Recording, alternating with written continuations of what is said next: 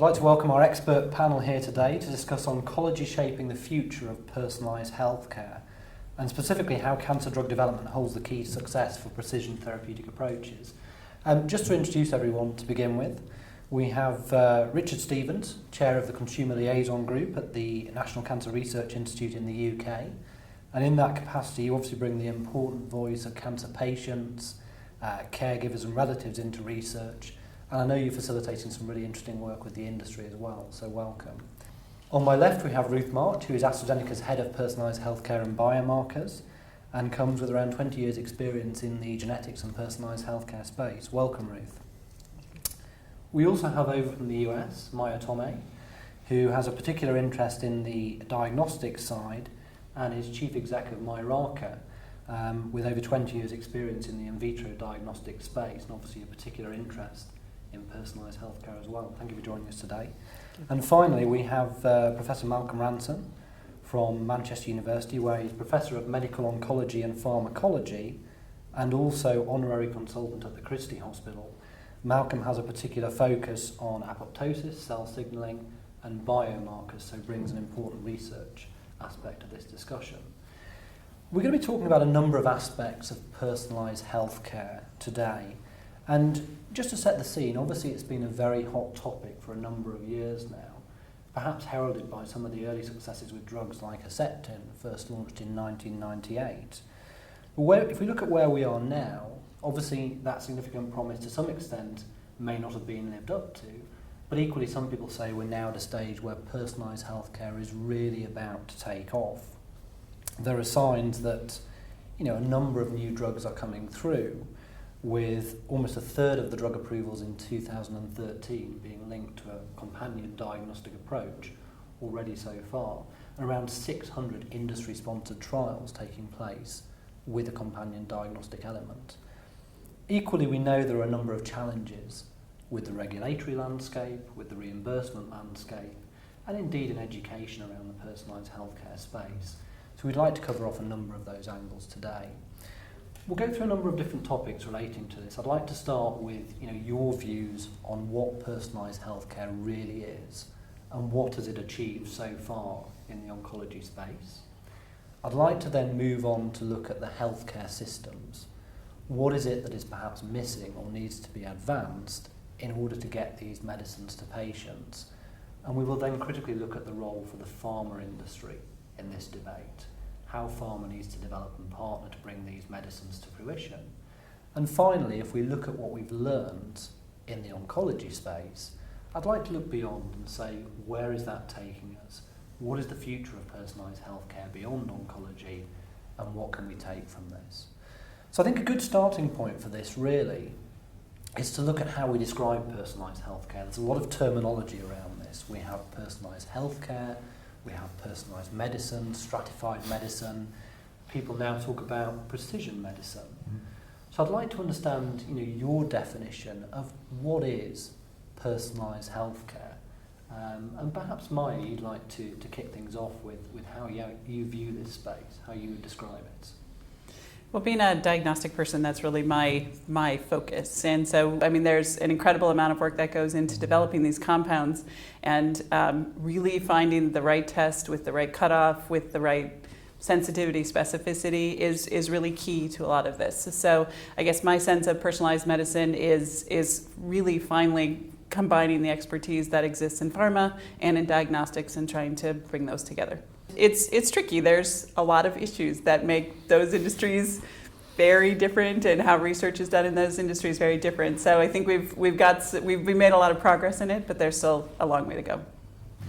Malcolm, looking at that from the research perspective, would you say that that's pivotal, and is that how you describe personalised healthcare, that mix of drug and diagnostic? Well, I guess as a clinician, we see it in perhaps slightly small, slightly different terms. And so personalised medicine, to me, having grown up with it over the last couple of decades, is really that ability to use molecular diagnostics to tell us which patient to treat, to try and be a little bit more, as you phrased earlier, about precision medicine, as it were. People talk about the right drug in the right patient at the right dose. We even now talk about, since we're thinking about cancer patients moving, through their cancer history from early diagnosis through to refractory disease, actually think of it actually as also needing to be at the right times and in the right frame from that perspective. From a cancer patient's perspective, what does personalised healthcare mean to them?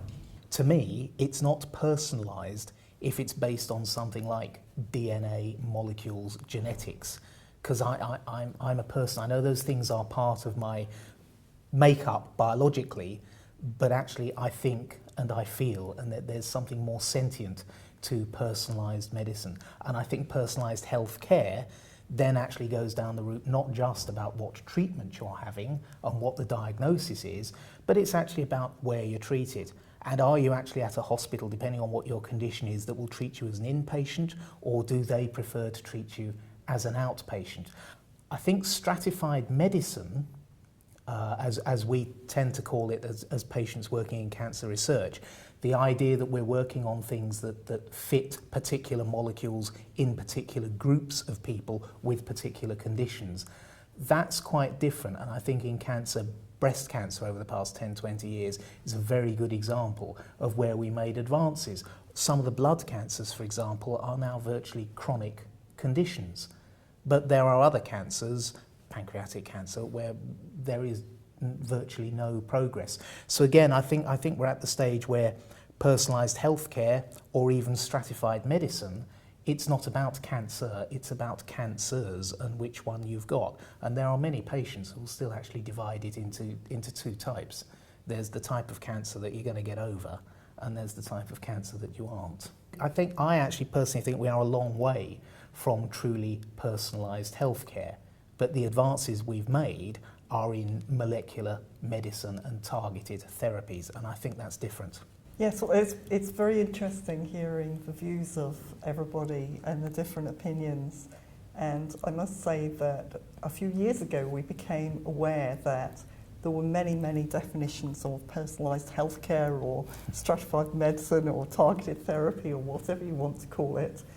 And we came to the conclusion it wasn't that useful to talk about the best phrase or the best definition. What we're talking about, I think, is, as a pharma industry, is realising that when we produce drugs, it is about more than just those molecules to treat patients. It's about the whole experience, about knowing what the diagnosis is, about the tests that you may use, whatever goes around that, so that the best treatment gets to the right patients. So it may be a molecular diagnostic that we use, or it may be something very simple like family history, or a clinical, clinical algorithm that just looks at the patient characteristics. All of those, to me, are personalised healthcare, and we are using all of them to get the right drug to the right patient. One of the sea changes that, the transformational changes that I see occurring, between, what used to be empirical cytotoxic chemotherapy and more targeted therapy, is that, the quality of life differences that patients experience when you get personalised or stratified medicine and healthcare to work is really a very different feel.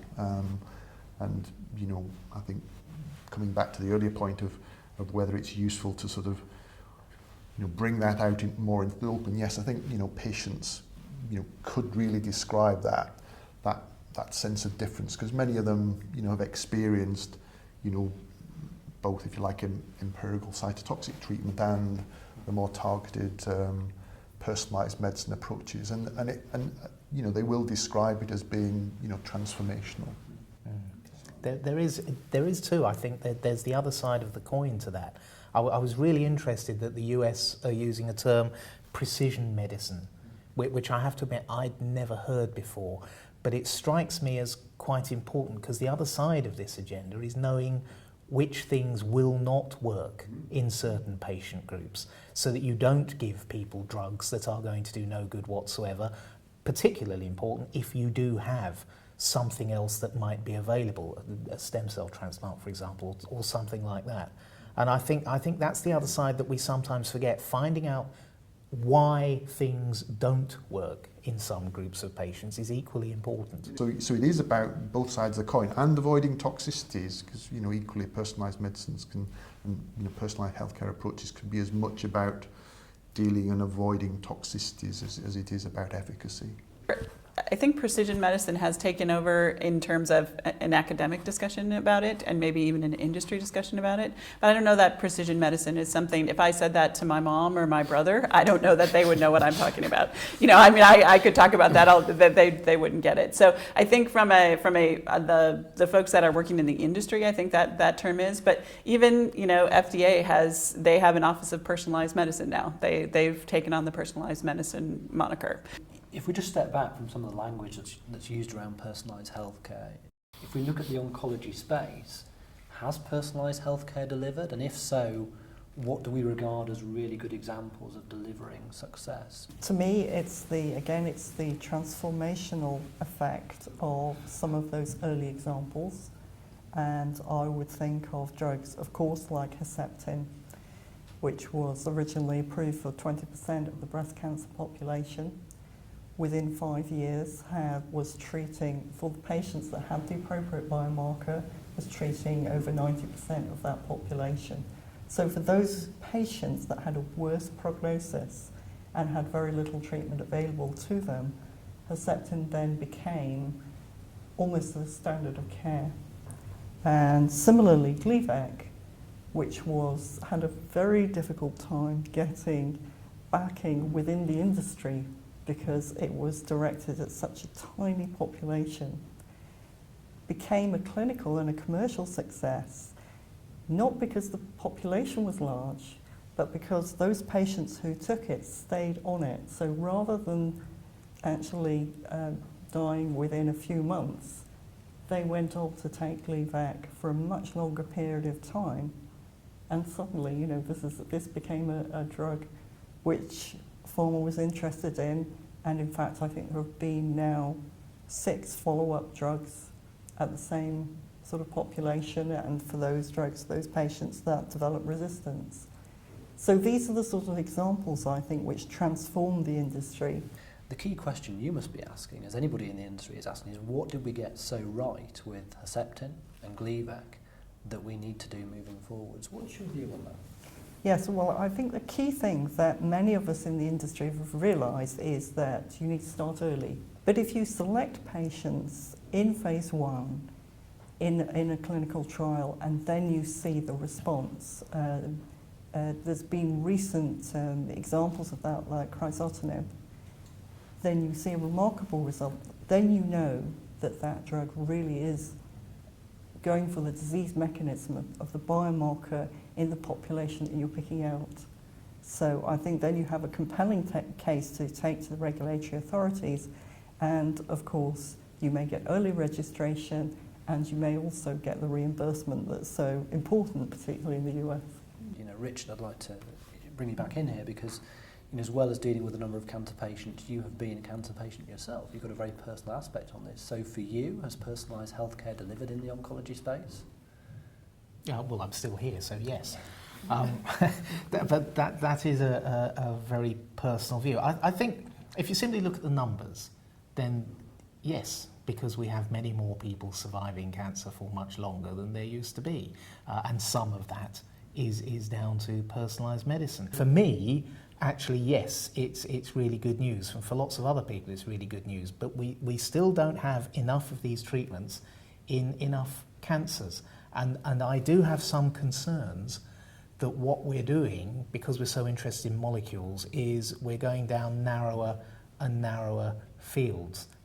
When I sit on things like funding committees now, more and more trials coming forward are for smaller trials in much smaller groups of patients, which is really good news for them, really, really good news, and we want to go down that route.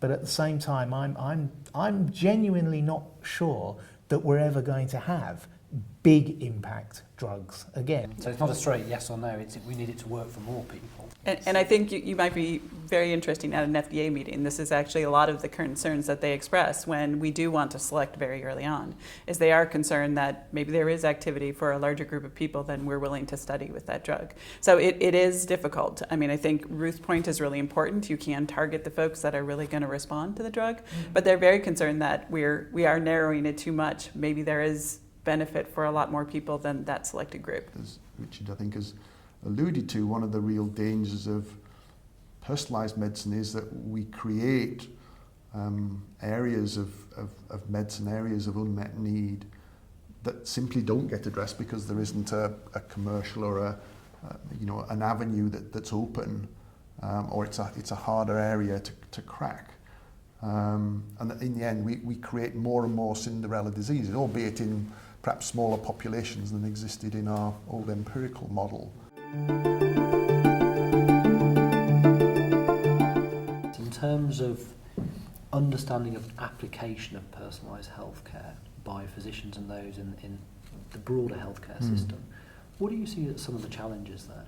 I guess one of the challenges that we really have to address is that, certainly physicians, the explosion of molecular medicine has certainly left quite a lot of physicians behind, and therefore their ability to actually track and to follow some of the developments because of the pace of them is a real challenge. There's all of a sudden, instead of seeing a group of breast cancer patients and having a very simple algorithm to work with in terms of a treatment decision, it becomes much, much more complex, and there's much more information to assimilate and to bring to the table. The industry's always been involved in supporting physicians, medical education.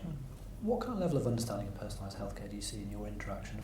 So again, I think it's enormously varied. So when we work with academic or medical centres, of course they're usually ahead of what we know. The centres that we work with, our key opinion leaders, are doing medical research in their own centres. They're using cutting-edge technology. They're running clinics. They may be running their own trials where patients may be treated according to their biomarker profile. Then when we're actually going out and running clinical trials globally, then of course we're into a completely different paradigm. So we are working with many, many centres. It can be thousands of centres all over the globe. We're working with different ethics committees and translating documents, and that level of education may be very challenging. So there's almost some regulatory hurdles here and perhaps lack of consistency on a global basis. Yes. With the regulatory environment. Yes, because of course the regulators and the ethics committees want to make sure they are protecting the patients, and that is very understandable and that's their job. But it may come to a stage where, because the pace of the technology development is going so fast, that this actually becomes unrealistic. So I remember a situation not long ago in Japan where we had to specify not only every gene to be tested, but every variant of the gene to be tested and every technology and test to be used. Well, there are also just technical issues too. I mean, when you have a tumor sample, there's only so much of it. And so that's been a lot of the discussion as well, is we can look for all these different biomarkers now, but we may not have sample enough to do everything that we want to do. I wonder about your view on this, Richard. Are those blocks on the regulatory side? Is that more in terms of the practical aspects of healthcare systems? All of those and probably more as well. In this country, the clinical trials I see day after day run past me just for comment on patient information have a cut-off limit of 60. And I understand that there are perfectly good reasons in terms of the power of these drugs and things for wanting that cut-off limit at 60.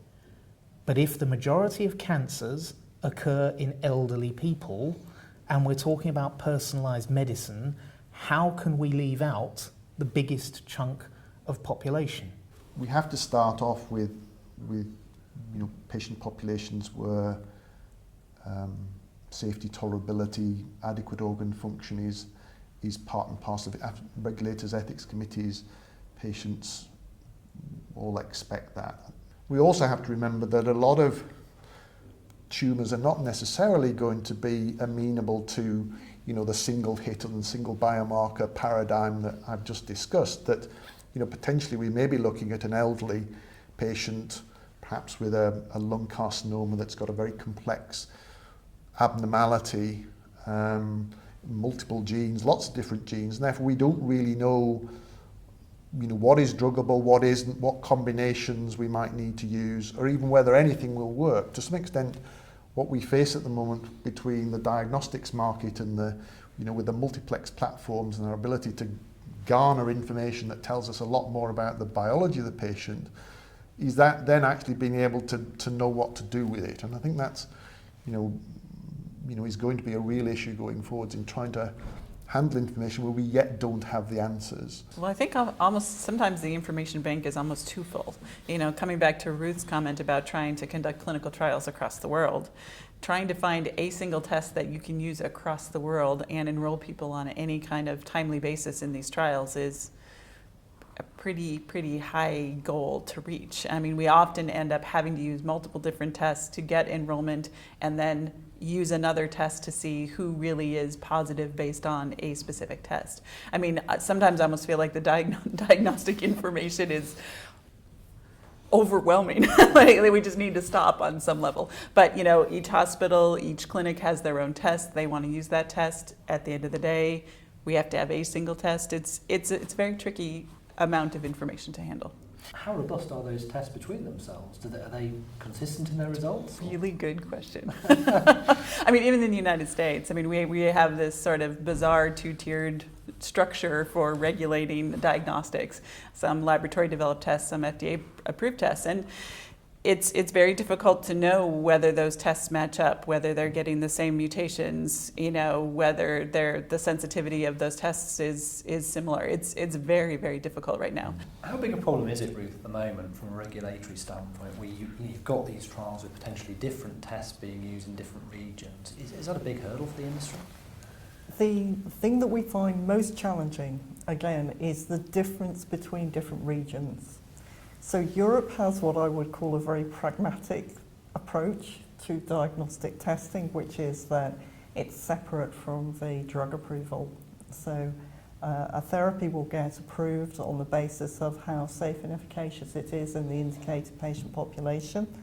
And if a biomarker is used to define that population, then there's a separate process to regulate the diagnostic test. It's in the US, and that has its own challenges, mostly in terms of timelines of clinical trials and drug approval.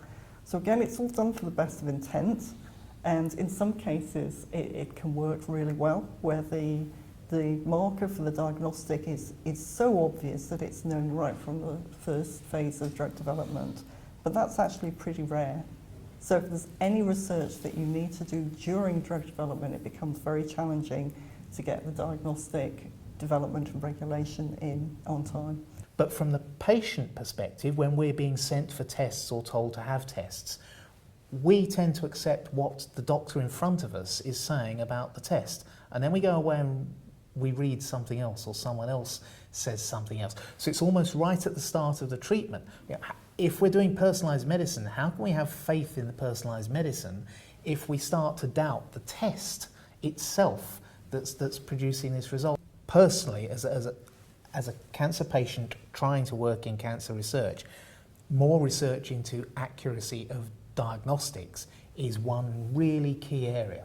And it gets more complex still. I talked earlier about this business of patients being on a cancer journey. I see patients obviously at the phase 1 level when they've already had multiple treatments. Clearly the tumour tissue, the tumour that I'm dealing with, as I say to patients, is a completely different beast from what you started with. It's a subdivision of what you had to start with. It's now gone through metastasis, it's now become multi-drug resistant. And actually what I'm looking back at is your original biopsy, because that's the material I've got in the laboratory I can look at.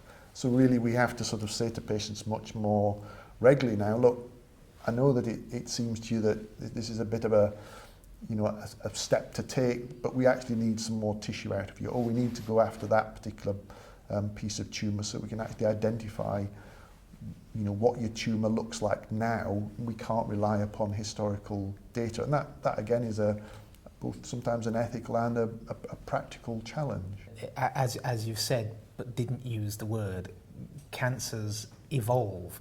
They don't just spread around the body, which we can understand. The idea that you start off with a cancer which behaves biologically in a certain way, and if you've still got it a few years later, after all the drugs, we say things like it comes back. Well, the chances are it didn't go away. There's just 2 or 3 cells and they have changed. And what you're actually fighting is, we might still call it a metastatic disease from the first cancer, but actually biologically it's different. It's completely different. And it may well be, of course, completely and utterly personal to you, which is where the personalised medicine thing will then fall down, because you are the first person. We need to think about the disease in a much more longitudinal way, and we need to think about tests in a much more longitudinal way, and think about the practicalities of how we do biomarkers in that longitudinal journey, the cancer journey that patients have. So that brings up a very interesting point, which goes, we were talking about, are we simply going to smaller and smaller populations, and what about the patients, if you like, who get left behind, and then there isn't a treatment for their particular cancer. So we are just now starting to see the new generation of drugs which have been designed from the understanding of these resistance mechanisms. So from the biomarker research, from the original medicines, then you can see how the biomarkers change as tumours do become resistant, and then you can start to design drugs from the start to address those resistance mechanisms. And these drugs are very early in the clinic, but they're starting to come through now.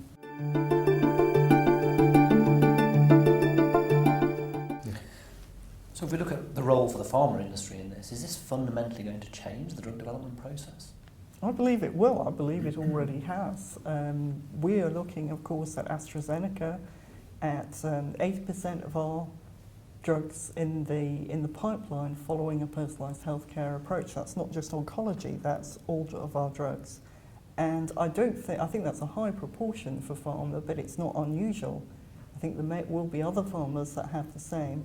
And that then changes the whole way we do drug development, having that patient selection paradigm in our clinical trials, allowing for the biomarker testing, all the infrastructure that we've been talking about, and the transmitting of biomarker data.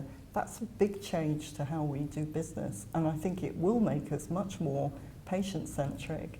So this is a great model for patients, more tightly defined patient populations, better testing, in theory better drugs that are more efficacious. It's a challenge commercially because the drug development costs don't necessarily decrease proportionate to the patient populations, and we're talking here about the whole issue of who pays for all this. How do we tackle some of those issues? We're living in a world where there are generic drugs available that are effective, as we heard earlier, and that are much cheaper than the novel drugs that are coming out of the pharma industry. So the challenge for the pharma industry is, what is it that we do better? But then those generic drugs, what is the value proposition for the people with the health budgets? And it has to be those populations where we can show clearly that the efficacy and the safety and the benefit to patients is much better than we would get in the broad population. And those can well be those populations that we access using personalised healthcare and diagnostic tests. If you have a company like AstraZeneca who's willing to take it on, and there are other pharmas doing it as well, I think that has to be the way forward. The idea that instead of looking at, we have an interesting molecule, what can we do with it? You actually have a situation in patients. This is how the cancers are changing. How can we stop it, as opposed to attack it, but it's often stop it. That's a far more patient-centred approach.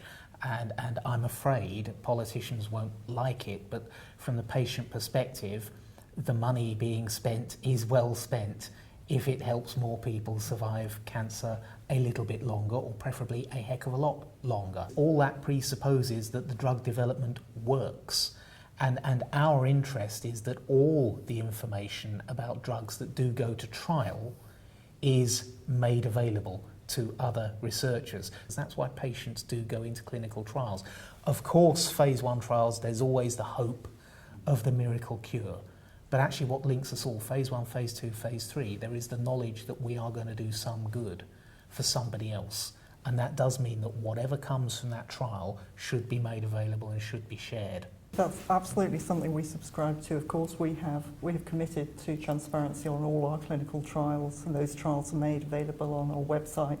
But I think what Rich is really talking about here is beyond that, the concept of taking drugs which maybe haven't been successful in our large clinical trials and making those available. So we have announced and have in process an open innovation with the Medical Research Council in the UK, the MRC, where we make available to researchers that they can try out these molecules, again, that have been tested in the clinic on really any patients that the physicians think are appropriate. We still have, if those are successful, we still have the option to take them back in. So it's really a win-win situation. We also have that situation with the NIH in the US, and it's an area where I think not only AstraZeneca but other pharma companies will be doing more and more of this type of open innovation in the future. It has to come back to having the right diagnostics, doesn't it? It does, but it does also giving the investigators some freedom to do these things that maybe there isn't a massive amount of data on. You know, that's one of the things that we've been working with FDA a lot on is for these investigator-sponsored INDs where they do want to go off, they sort of have a hypothesis, but maybe not a lot of data, is convincing the IRBs, convincing FDA that that's an acceptable way to go. And we have two, in some ways, quite different industries trying to converge here. What is the right timing for that kind of interaction? How do these industries work together to develop this process? We're still working on it. I think some of the pharmas have adopted the process of buying their own diagnostic companies so that they potentially have a little bit more leverage. Now that seems to get out of sync too, so you don't always see even drug companies that have diagnostic companies necessarily working with their own diagnostic companies. So, you know, you get into some interesting situations there.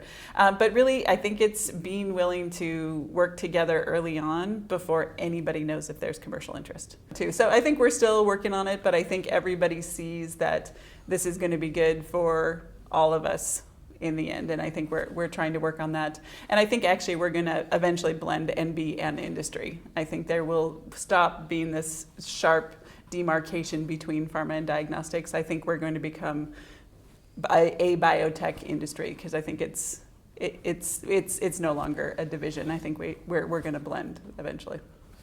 How does that present itself in the clinic, Malcolm? Do you see this as two very separate industries, or do you see more collaboration between them? We see this, you know, that this space of personalised healthcare and diagnostics is really, you know, a fertile area for partnerships. You know, both between commercial and commercial companies, or commercial and academic, commercial and university. It really is very fluid, it's very dynamic, it can be extremely synergistic.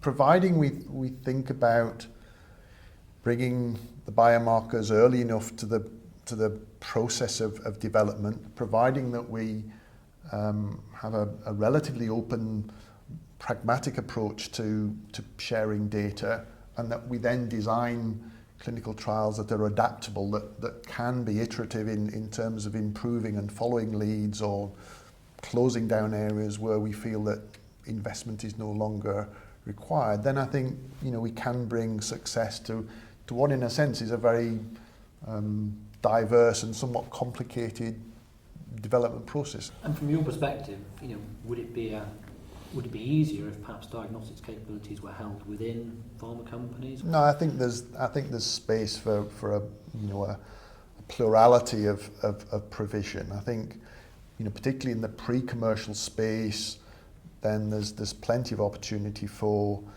you know, commercial academic collaboration. Clearly at the late end, when it needs to go out to the FDA and regulatory authorities, then, you know, that merger, if you like, of biomarker test with therapeutic needs to be brought together.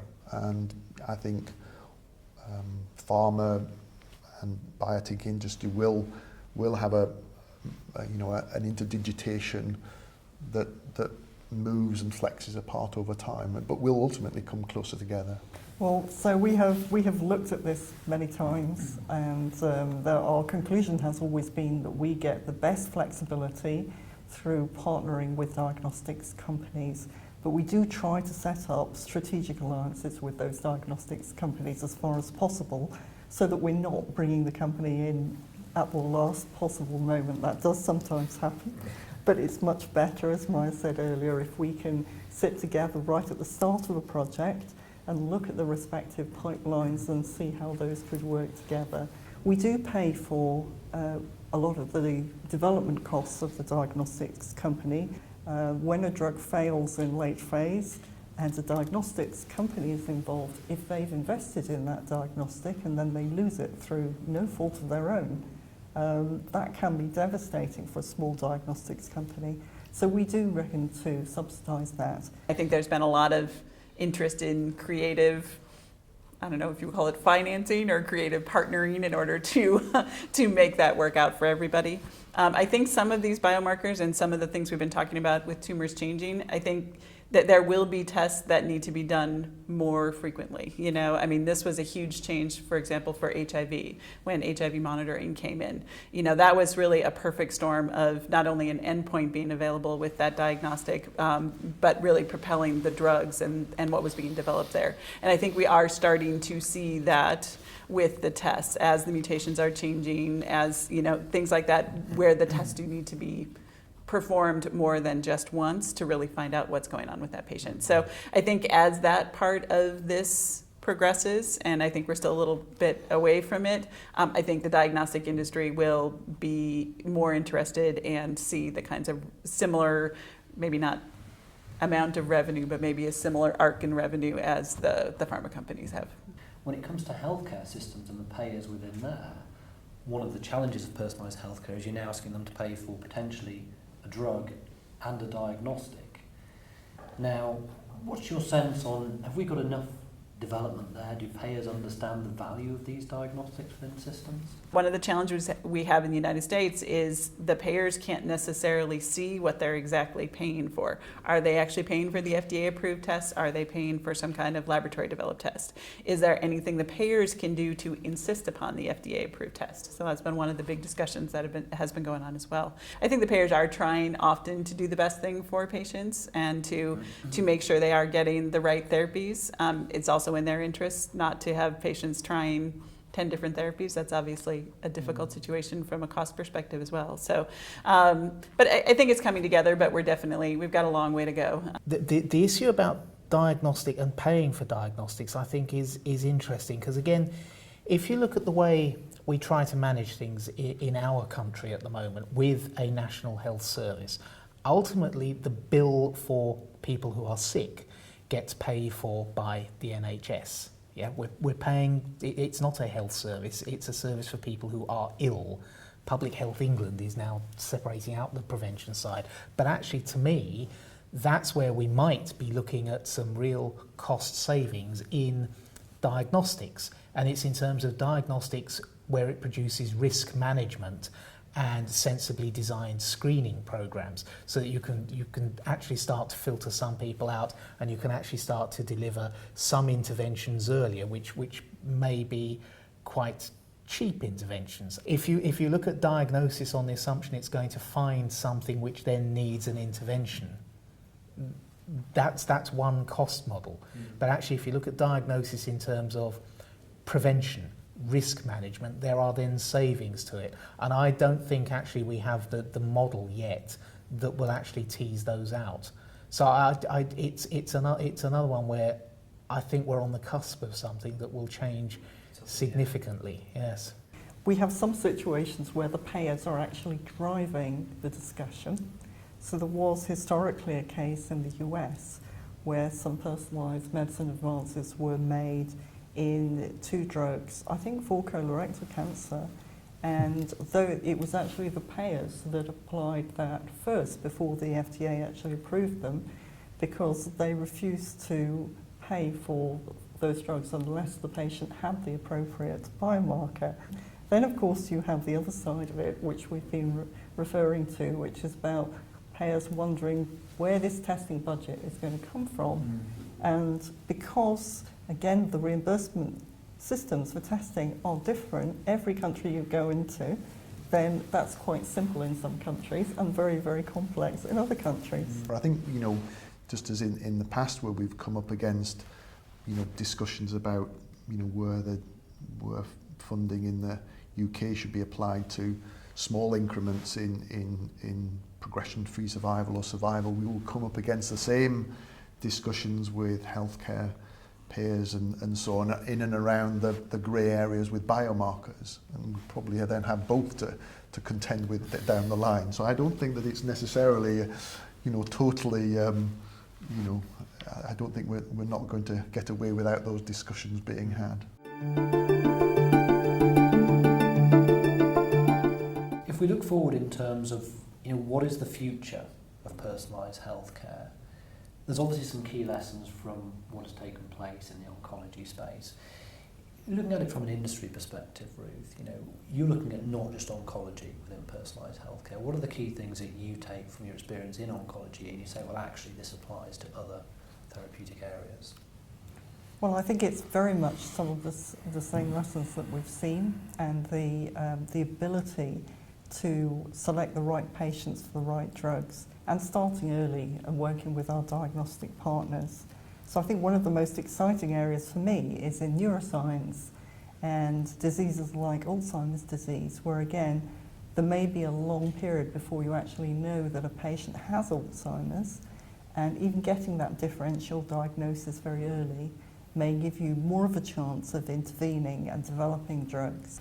And so as we work together to develop drugs in our pipeline, I think that's a great area where we will be able to apply some of the same lessons that we have from oncology and take these drugs through and develop drugs that will be life-changing for patients. What about from the patient angle, Richard? I mean, you've done quite a lot of work in terms of bringing the patient voice into the drug development process. What do we learn from oncology? There's two separate strands to that. I think one is the patient voice in terms of how we work with AstraZeneca and other companies in talking about the research agenda. But actually that conversation is part of a much bigger one, which isn't really a conversation, it's just simply what's already happening. More and more of the research trials, the interventional trials, coming through in cancer in the NHS, in patients in the NHS, are around the stratified medicine agenda. And what we've seen is that patients don't necessarily need to understand the scientific concepts or the detail of the molecular biology. What's happening is that they are joining those trials in greater numbers than before, and they're not just consenting to the main part of the trial, the test of the intervention. They are donating tissue, they are donating samples, and again, it's in much greater numbers than ever before. So I think part of the patient conversation is that we're not just talking about it, we're doing it. We are contributing because we believe that this is the right way forward, and even if we're not going to be helped by a particular piece of research, we do understand that that research is designed to help people like us, same symptoms, same disease, same biological markers or whatever it may be, in the future. So there's a real willingness from patients to get involved even if there's no personal benefit potentially to them. Whatever the reputation problems there may be about big pharma, these people are making products which help people like us. So actually we are going to sit down, we are going to talk with them about how we can improve that process so that those products help more people more quickly. Well, what I see since oncology has been, if you like, at the leading edge of personalised healthcare in many respects, is that what can be applied elsewhere is really this business of accepting that each individual organisation, be it pharma or biomarker or academia or healthcare providers, we don't have all the necessary instruments or expertise to pull off personalised healthcare, and that we really need to have a more sharing relationship, sometimes longer term relationship, to make that development possible. that therefore means that each organisation has to be outward looking, but also it needs to really have first-class interface management, and these partnerships, these arrangements, the synergy, if you like, that we're trying to build can fall down unless we have people with vision and people with good interface management. Who's the key driver for that? Who's going to be the coordinator and really help bring those different groups together? Well, I think, since a lot of the developments in therapeutics are coming via industry and from academia, I don't think that we can necessarily assume that there's a dominant partner in this. I think we have to accept that it's a much more interdigitated relationship than perhaps we've been used to. So I think, we've got to, if you like, I was going to use the phrase, get in bed together and make it a whole. And I think, that does need people with vision on all sides. What have we learned in oncology from the diagnostics side, and how does that model need to develop beyond oncology to work? I think a lot of what needs to happen, a lot of what the diagnostic industry is focused on is technology, and we've done a great job of it. We have next generation sequencers, we have multitudes of different kinds of sequencing, PCR, things like that. And I think the diagnostic industry is, with these partnerships, I think is going to become more aware of the uses of those technologies, rather than really focusing on just developing a faster sequencer. Really, what do we need in terms of those sequencing technologies paired up with the information on the biological relevance of these markers, and how can we exploit the technologies that we have today? But again, not leaving out the patients, I do see in oncology, in HIV, the reason a lot of what happened was because there was a united patient population that demanded different kinds of clinical trials, demanded that they not necessarily have to, that drugs not necessarily have to go under quite as much scrutiny before they were given to patients. That community really wanted to accept the risk of potentially taking drugs that did not have as much development behind them. And I think we are going to see that in oncology. I think we are going to put pressure on ethics communities, on IRBs. I think as the cancer community comes together, as people live longer with their disease, I think that there is going to be more pressure from that part of it for us to do a faster, sort of different job in what we're doing with both diagnostics and companion diagnostics. I think that's a really important point about the risks. And one of the huge advantages we have now in this country is what the National Cancer Intelligence Network has done with hospital episode statistics and all the data available from cancer registries. So actually patient groups can become far more aware about their long-term risks, long-term prognoses after certain types of treatment. I think once patients get hold of that and the researchers get hold of it and start producing some stats and information from that, there is a whole world of opportunity opening up. And oddly enough, it's driving personalised medicine from the use of masses of pieces of information about thousands upon thousands of people over very many years. If we look forwards, what do we think are the most exciting technology developments, as I've described it there, that will really push personalised healthcare forwards? In terms of trying to deliver technologies in a clinical situation, we need the testing to be delivered within a meaningful time frame. A patient will not accept, and nor should anyone else, a test that takes 2 months to come back and then comes back saying, look, I'm sorry, but the sample you sent us was not of sufficient quality, it didn't contain tumour cells. We really have to have, infrastructure and mechanisms that allow, both high quality samples and rapid turnaround. One of the things that came out with Swanton's, if you like, definition of what the evolutionary tree of a cancer might be, yes, that's all very fine, but that data took 4 months to produce in one, a handful of patients. So it's clearly not going to be applicable unless we completely turn things around in a much larger patient population. It's got to be useful clinically. Next generation sequencing is something that's been on the horizon for quite a long time, is used in various specialist centres, will probably be more useful in some situations than others, but the speed of it is increasing all the time. The cost is going down, which of course is what we need.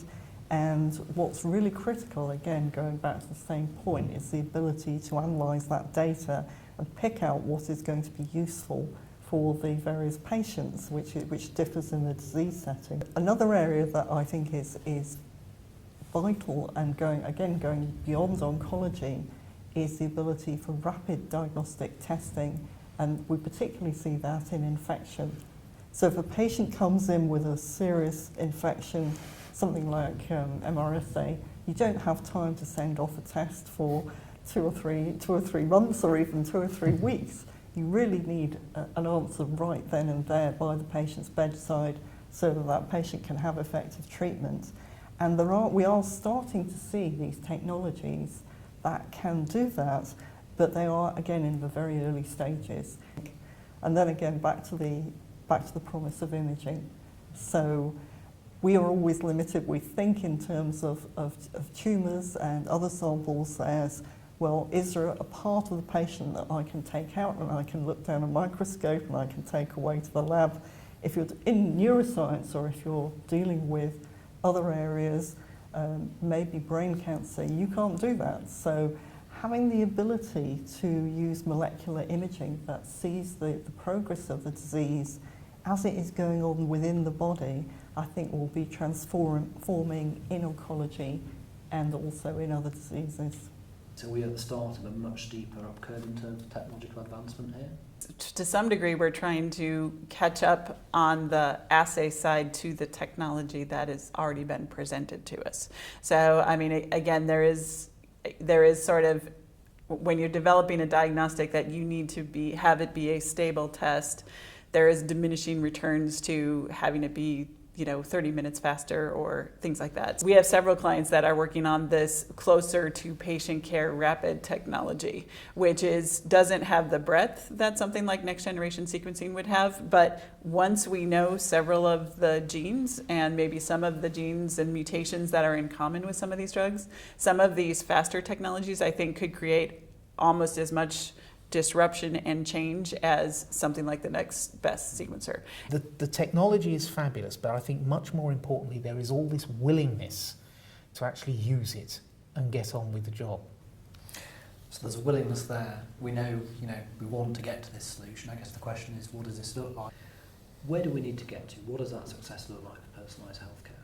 What it looks like is full multidisciplinary working with open, much more open sharing of data, doing that a little bit earlier on, spending more time in the translational research space and the early phase space where a lot can be learned, about a therapeutic and about the choices that we need to make, for late stage studies, to make sure that we have research that is flexible and adaptable, that we make sure that we get other partners, the ethics committees and the regulatory authorities thinking along those lines, that we don't have all the answers, the technology is moving very quickly.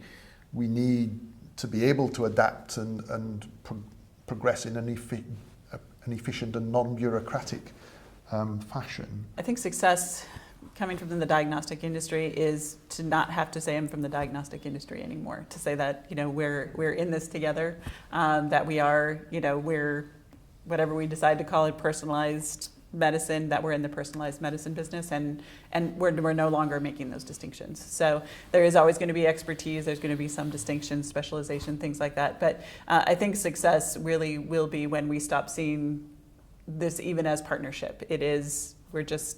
We're all working on this together. Everybody wants to figure out a way to do this, and I think once we blend a little bit more and figure out how to do it together, we will make even more progress than we've already made. I like the idea about more informed discussions between both those giving the treatment and the patients. I think one sign of the success, patients are quite happy to deal with pharma. It's the general public who have a perception. So I think if we can change the public perception about pharma, and indeed perhaps sometimes too about technology, that would be a step forward. But in terms of patient, I have two simple things that I would love to see, which is actually that every single patient, regardless of their age, has some sort of opportunity to take part in research, not necessarily an interventional study, but actually some sort of opportunity to take part in research. That would be the first thing.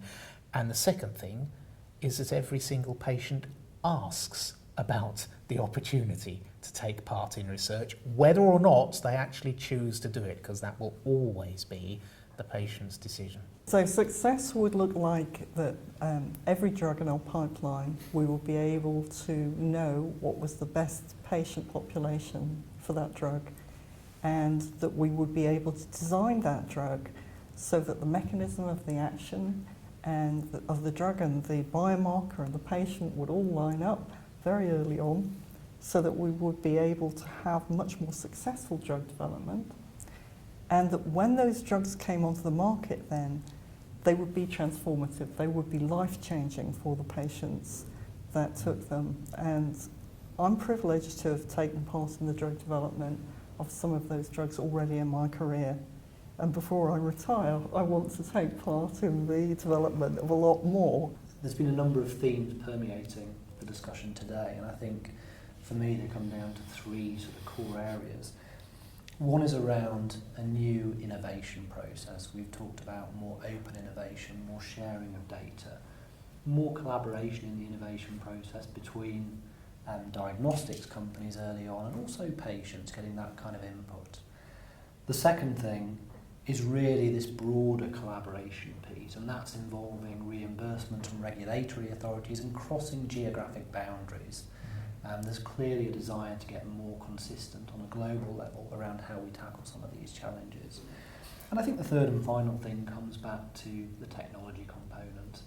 I think we are now getting to a stage in the information age where we can really start to tackle some of this big data which is needed to drive personalised healthcare forwards, and we have the technologies to do that in addition to the new biomarker diagnostic technologies which will help identify those patients. So I think there's a number of areas where we're seeing exciting developments. I think what has been really refreshing about this discussion is there seems to be, as you described, a real willingness for the pharma industry, patients, regulators, reimbursement authorities and diagnostics, healthcare professionals to all get involved and find solutions. So I think we have an optimistic future for personalised healthcare. Thank you all very much for your time. It's been a really good discussion.